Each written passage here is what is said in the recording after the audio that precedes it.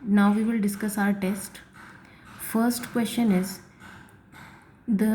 इस फिगर में आपको कॉमन वर्टेक्स बताना है. शीर्ष मतलब होता है वर्टेक्स, कोना जिसको हम बोल रहे हैं. जैसे ट्राइंगल में 3 वर्टेक्स होते हैं, 3 शीर्ष होते हैं, कोने होते हैं. तो यहाँ पर ये 2 एंगल्स जो बन रहे हैं हमारे ABD और DBC, इस तरह से बना हुआ है.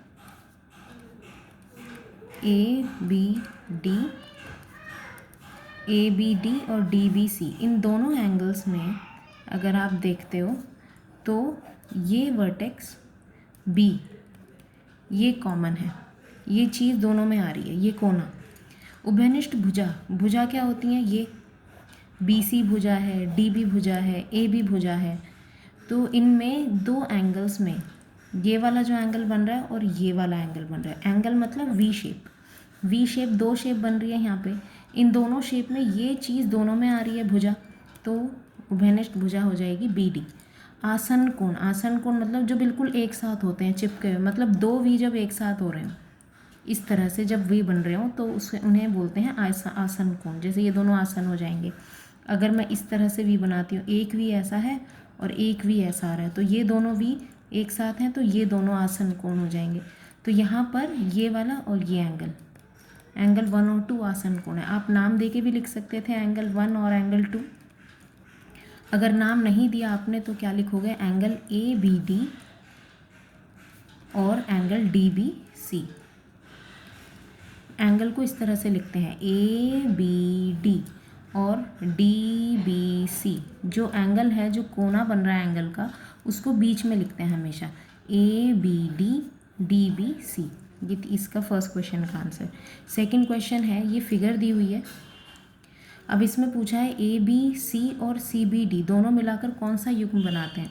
जब भी 2 एंगल एक स्ट्रेट लाइन बना रहे हो मिलकर, मतलब 2V या 3V या 4V, ठीक है. एंगल किससे बनता है? V से.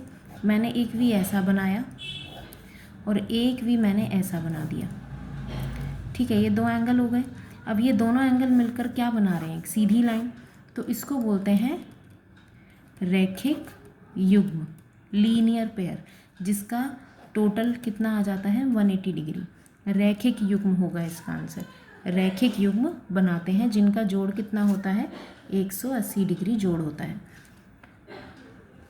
अगला प्रश्न है 130 का संपूरक कोण और पूरक कोण, ये 2 चीज़ें आपको सीखनी है. संपूरक कोण होते हैं जिनका योग करने पर 180 डिग्री आ जाए, और पूरक कोण होते हैं जिनका योग करने पर 90 डिग्री आ जाए.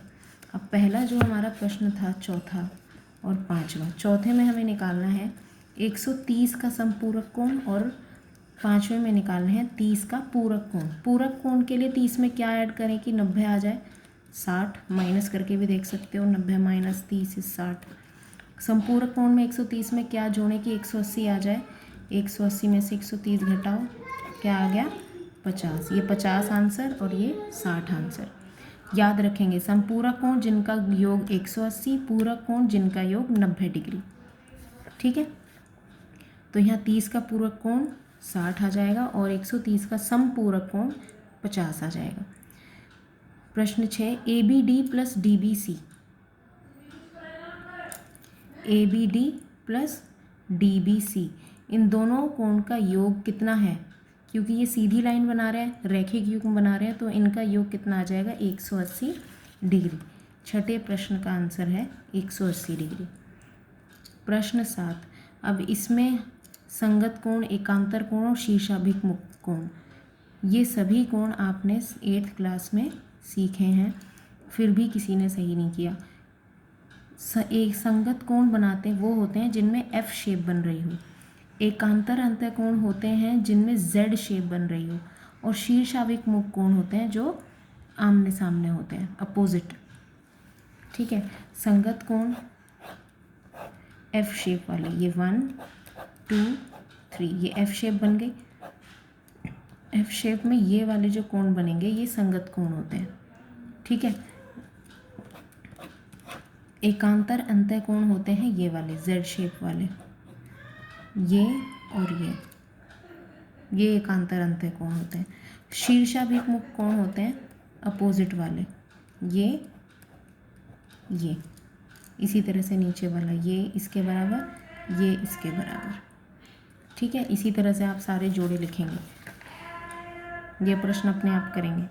इसमें निकालना है ए बी सी का मान। ए बी सी हमें एक फिगर दी हुई है, ये पहले भी आपको बताया हुआ है प्रश्न। ए बी सी ये है 120 डिग्री और ये है 30 डिग्री।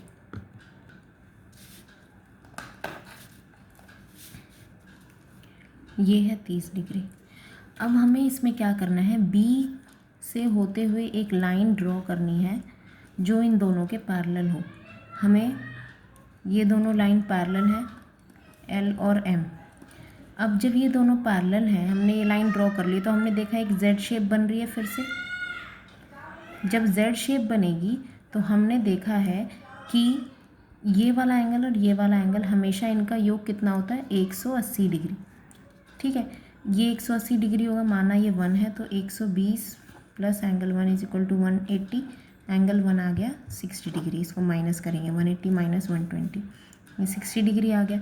अब देखो यहाँ उल्टा जेड बन रहा है, ये 1 2 3 ये जेड बन रहा है। जब जेड बनता है तो कौन से एंगल इक्वल होते हैं, ये एंगल इसके बराबर होगा, माना ये एंगल 2 है तो एंगल 2 कितना आ गया, 30 डिग्री।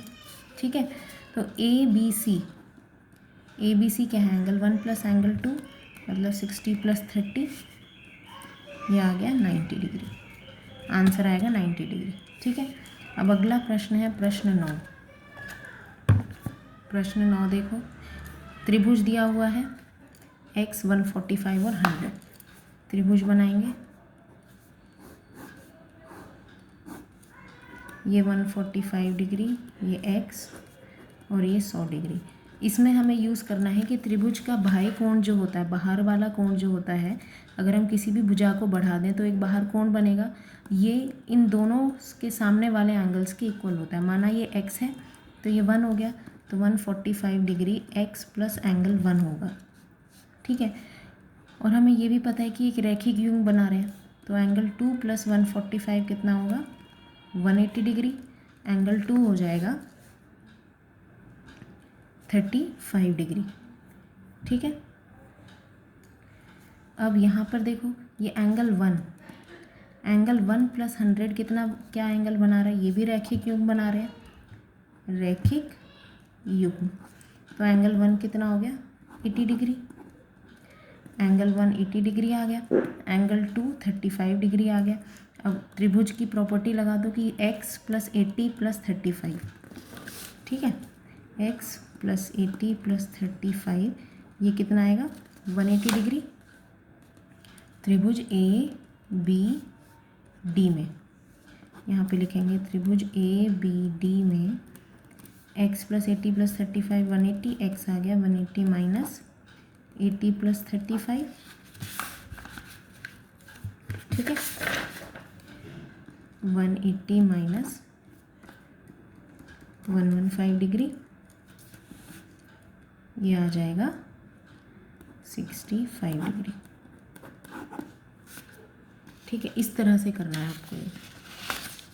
ठीक है, कुछ बच्चों ने किया है इस तरह से, 145 और ये 100 और ये x, इन तीनों का सम 180 डिग्री कर दिया। नहीं हो सकता, त्रिभुज में हमेशा अंदर वाले कोण का सम 180 डिग्री होता है, x ये एंगल और ये एंगल, इन तीनों का सम 180 होता है। बाहर वाले कोण का और अंदर वाले कोण से मिलाकर नहीं हो सकता 180 डिग्री। ठीक है, ये गलत किया था। अब ये ध्यान से करेंगे पूरा प्रश्न अपने आप, और फिर कॉपी में करके पूरा प्रैक्टिस टेस्ट कॉपी में करेंगे। फिर से कोई भी डाउट होगा पूछेंगे।